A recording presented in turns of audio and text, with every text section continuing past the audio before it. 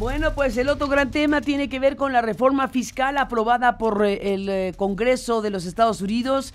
El presidente Donald Trump no cabe de gusto, está exultante, eufórico prácticamente. Es su primera gran victoria o su primera victoria en términos legislativos.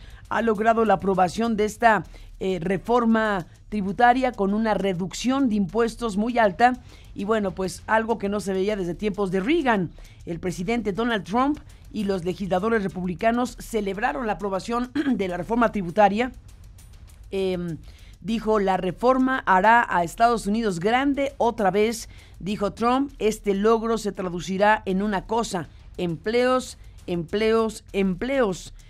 Y bueno, pues en México, analistas han advertido que la baja de impuestos de esta manera afectará la competitividad, se van a perder inversiones, hay preocupación en serio. La cúpula empresarial se reunirá mañana mismo con funcionarios de Hacienda y del Gobierno de la República para diseñar el plan que permita hacer frente a esta reforma fiscal promovida por Donald Trump. Le agradezco mucho esta mañana a Adriana Rodríguez, que es socia de impuestos y servicios legales de Pricewaterhouse, que nos permita pues conversar contigo, Adriana, de este momento, de lo que significa esta reforma y de dónde andamos parados con lo que viene una vez que se aprobó lo que se aprobó. Gracias por estar aquí, bienvenida y buenos días. Muchas gracias, buenos días. Bueno, por lo pronto, ¿qué tipo de respuesta tendría que tener México frente a un tipo de reforma como esta? Mira, antes sobre el tema de la respuesta de México, lo que acabas de decir es súper relevante y destacaré a dos temas. Número uno, como decías, es una reforma histórica. Hace poco más de 30 años que el sistema fiscal estadounidense no sufría una reforma fiscal estructural de tal magnitud. Y por otro lado, si bien es cierto, el enfoque de Trump y de la cúpula política en Estados Unidos ha sido que esta reforma está enfocada a generar empleos, eso es correcto, pero por otro lado, esta reforma también busca hacer a Estados Unidos mucho más atractivo para los inversionistas. Hoy día la tasa corporativa de impuestos sobre la renta en los Estados Unidos es la más alta de los países miembros de la OCDE. El promedio de tasa corporativa de los países miembros de la OCDE anda por 22.35-34%, mientras que la tasa corporativa de Estados Unidos es 35%, más de 10 puntos de diferencia. Y por otro lado, de los 7 países miembros del G7, Estados Unidos es el único que hoy día grava las utilidades sobre renta mundial. Los otros 6 países hoy día gravan las utilidades sobre régimen territorial, es decir, las utilidades que solo se generan en ese país. Entonces, claramente, Estados Unidos quiere evitar que sus grandes corporaciones mantengan sus inversiones fuera, ¿no? Ahora, respecto a qué es la respuesta que los empresarios mexicanos deben tomar, ¿no?, respecto de esta reforma fiscal. En principio, en forma inmediata, y esto es como para las subsidiarias de entidades estadounidenses, en principio, estas compañías mexicanas deberán proveer una cantidad de información brutal, porque como parte de la reforma fiscal, un tema de aplicación inmediata es la repatriación mandatoria. ¿Esto qué quiere decir? Que las compañías estadounidenses con subsidiarias en otros países deberán repatriar a Estados Unidos durante el ejercicio de 2018 las utilidades que mantienen fuera. Y para poder hacer esto se tienen que hacer una serie de cálculos muy complejos en Estados Unidos y eso requiere un montón de información que van a solicitar a sus subsidiarias en todos los países, en este caso particular en México. Pero más a mediano plazo, el análisis se enfocará Déjame te interrumpo un segundo, Adriana, perdón que te interrumpa porque lo que acabas de decir es muy importante, no lo teníamos en el radar, esto que estás mencionando, que dentro de la reforma existe esta condición mandatoria, es decir, no tienen opción las subsidiarias de empresas estadounidenses en otras partes del mundo de repatriar utilidades. Antes era pues una decisión de dejar las utilidades en el país donde las producían o en otros lugares o regresarlas. ¿Ahora las tendrán que regresar sí o sí a Estados Unidos? Exactamente, o sea, uno de los temas que tiene un impacto inmediato para Estados Unidos en términos de recaudación, pero evidentemente para el resto del mundo de estas empresas estadounidenses con subsidiarias en el mundo, es que durante 2018 se deberán repatriar en forma líquida, es decir, flujos de efectivo o no necesariamente con flujos de efectivo. Se tiene que hacer un cálculo de cuántas utilidades tiene cada una de las corporaciones en Estados Unidos en los diferentes países que o se reinvirtieron, pero al final son utilidades que nunca han tocado Estados Unidos y se tendrán que sujetar a impuestos en Estados Unidos. La mecánica y el tiempo de pago no es inmediato en términos del impuesto, ¿no? El impuesto se podrá diferir en 8 años, pero la repatriación pasará durante el ejercicio de 2018. Y ese punto, que es importantísimo, ¿qué tipo de efectos causaría en un país como México? ¿Qué tantas de las utilidades, si es que se tiene ese dato, qué tantas de las utilidades que actualmente se generan en nuestro país por subsidiarias estadounidenses se quedan realmente aquí o no va a haber un cambio sustantivo? Mira, en realidad lo que te decía al inicio es súper relevante para darte respuesta. La tasa corporativa hoy, antes de la reforma en Estados Unidos, siendo del 35%, evidentemente pone mucha presión o ponía mucha presión a los conglomerados estadounidenses de mantener las utilidades fuera, donde habían tasas menores, ¿no? La de México siendo el 30, aun cuando es 35-30. En Estados Unidos el 35 es el corporativo, pero eso hay que agregarle el impuesto estatal. Al final termina siendo 39-40, ¿no? Si comparas eso con el 30% en México, hay 10 puntos porcentuales que son muy significativos.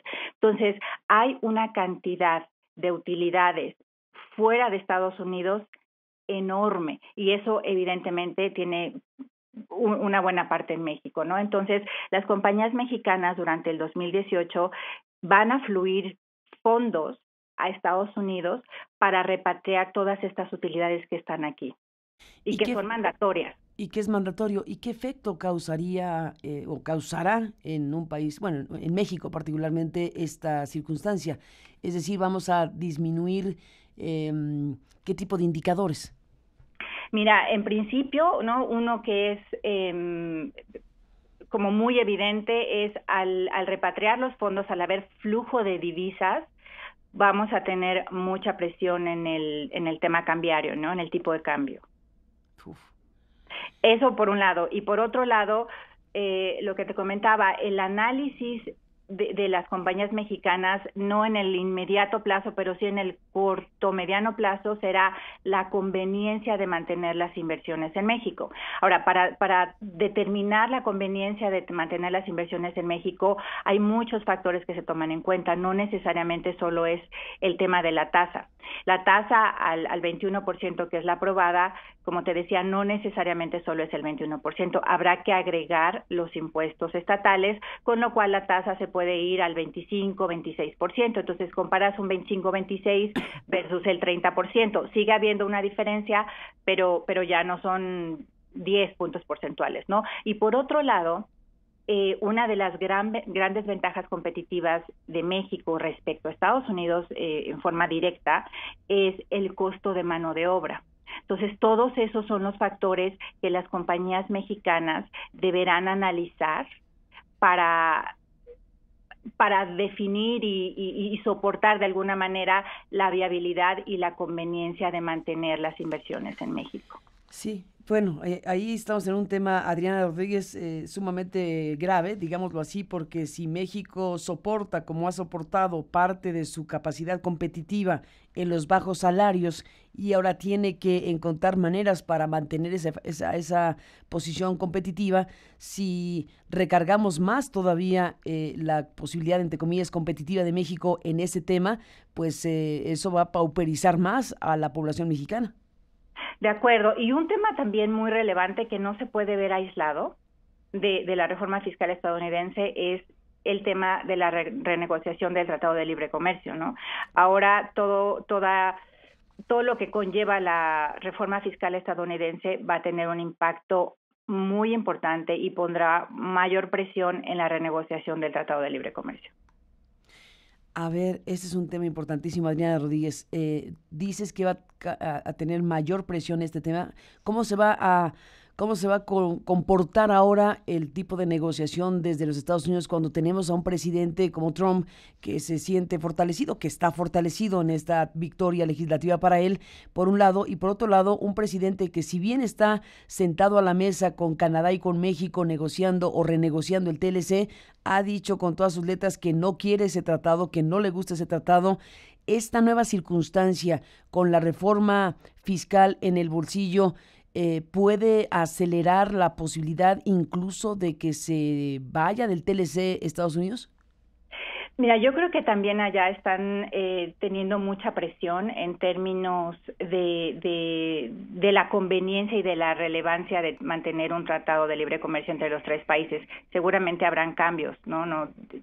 Lo que seguramente no va a pasar es que se mantenga como está, pero pone mucha presión al equipo de México, ¿no? A nuestra gente que está negociando con el resto de los competidores, con Estados Unidos y con Canadá, a lograr mantener en la medida de lo posible los beneficios relativos al comercio entre los tres países.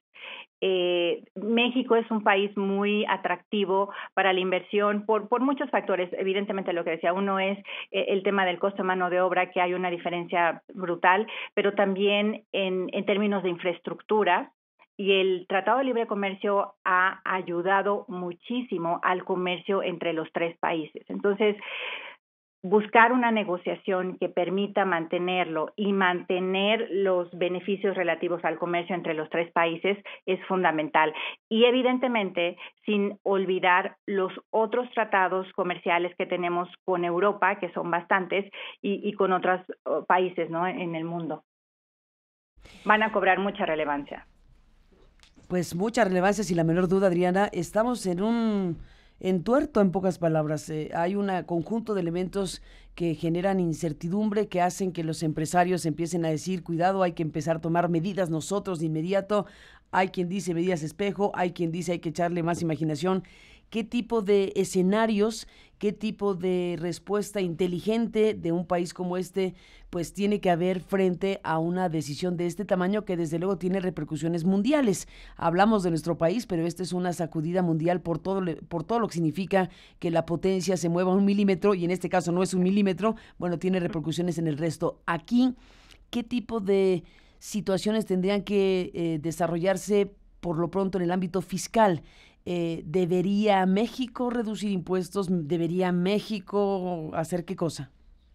Mira, yo creo que una simple reducción de tasa impositiva en México no necesariamente nos va a mantener competitivos, ¿no? Más que emprender medidas espejo, México deberá analizar y posiblemente replantear los elementos que soportan su competitividad y posición económica. Y de ahí definir las medidas que nos permitan mantenernos competitivos. Ahora, esto se debe hacer muy pronto. La velocidad de respuesta que tenga tanto nuestro Secretaría de Hacienda, Economía y demás, va a tener un impacto muy relevante. Nos tenemos que mover muy rápido. La reforma inicia su vigencia el 1 de enero. Esa es una buena pregunta. No necesariamente. Hoy día todavía está la pregunta abierta de si el presidente firma en 2017 o en 2018. A diferencia de nosotros, ¿no?, que puede ser que se firme hoy pero con vigencia o con entrada en vigor el 1 de enero, allá no necesariamente es así. Si se firma en 2017, en ese momento tendrá validez. Pero bueno, son en los siguientes 2 o 3 semanas, ¿no? Sí.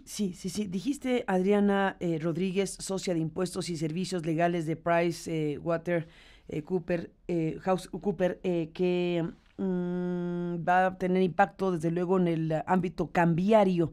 ¿Qué tipo de escenario podemos imaginar en este tema, que desde luego es el indicador que también va a repercutir de muchas maneras en la economía y en el comercio? Mira, yo creo que van a haber varios factores que le van a poner un poco de presión. Te decía, en principio,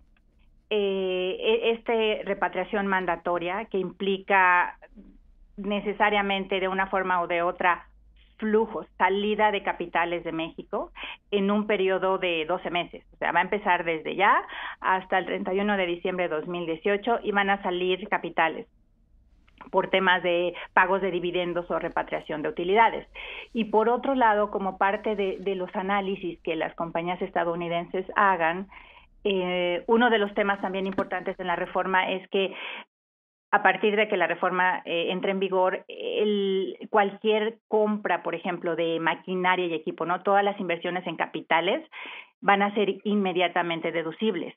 A diferencia de, por ejemplo, nosotros que lo depreciamos a lo largo de la vida del equipo. Entonces, eso va a potencialmente traer consigo que algunas inversiones se pretendan mover a Estados Unidos. Entonces ya no solamente estamos hablando de dividendos que saldrán de México, sino potencialmente algunas líneas de negocio o plantas productivas.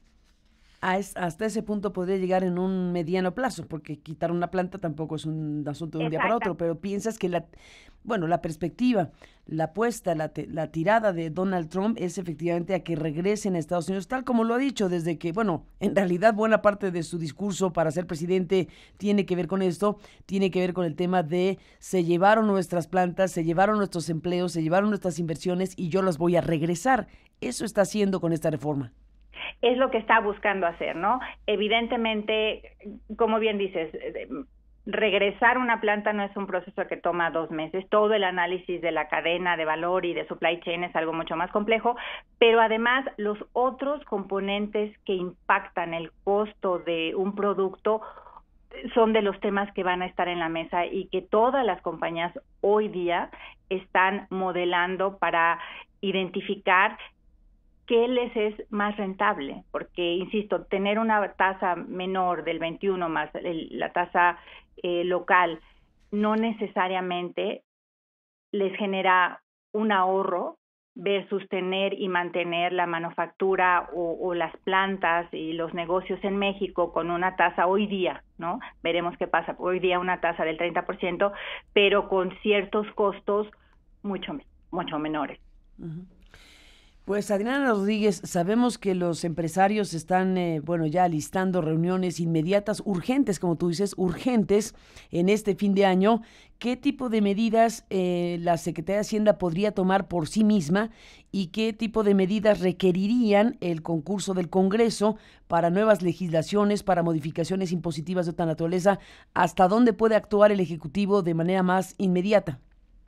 Mira, te digo, yo creo que al mismo tiempo que los empresarios están reunidos de forma urgente para identificar los potenciales efectos en sus diferentes industrias, al mismo tiempo la Secretaría de Hacienda está analizando y pensando qué se puede hacer. No, definitivamente va a pasar algo. No va a haber total apatía de México, no podría. Te digo, para mí uno de los temas más relevantes que cobran mucho más relevancia es la renegociación del Tratado de Libre Comercio, pero además la Secretaría de Hacienda está replanteándose y se replanteará cuáles son las medidas de corto plazo y seguramente de mediano plazo que pueden de alguna manera mantenernos competitivos como hasta hoy día lo hemos sido. Pues Adriana Rodríguez, te aprecio muchísimo que nos hayas tomado esta llamada telefónica esta mañana como socia de impuestos y servicios legales de Pricewater. Estamos, pues con un tema de enorme importancia, tal como lo has dicho tú misma, este asunto de carácter histórico en los Estados Unidos con repercusiones muy amplias en el resto del mundo y desde luego en México. Con esta reforma ya aprobada por el Congreso y pues ya lo que falta es el trámite final, en pocas palabras, pero la euforia de Donald Trump hace pensar que lo va a hacer lo más pronto posible para cerrar el proceso legal para que esta reforma entre en vigor en lo inmediato. Te aprecio mucho, Adriana Rodríguez, por estar aquí esta mañana. Sigamos en contacto, si me lo permites. Buenos días y un abrazo. Gracias, con gusto. Hasta luego.